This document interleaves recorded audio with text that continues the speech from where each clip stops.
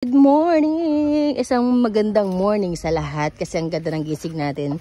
Pag open ko ng phone kayo na meron tayong inquiry. Nagtatanong ng gigantum. Nagkataon meron tayong gigantum pa doon. So buti lang hindi ko to inalis sa ating garden kasi sabi ko dati parang ayoko na kay gigantum. Masyado kasing malaki. May nagtanong, repeat order na to. Sukiin natin si ma'am. Pangatlong bili niya na sa atin ng halaman. And bukod sa gigantum, bumili rin siya nagtanong na siya ng glorious. Ayan. This is the glorious.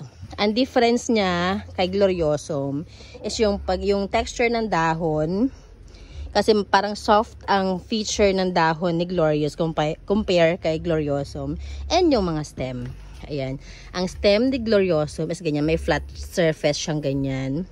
And kay glorious naman is purong bilog lang talaga siya. As in, bilog lang. Wala siyang flat surface. So, yun. Ang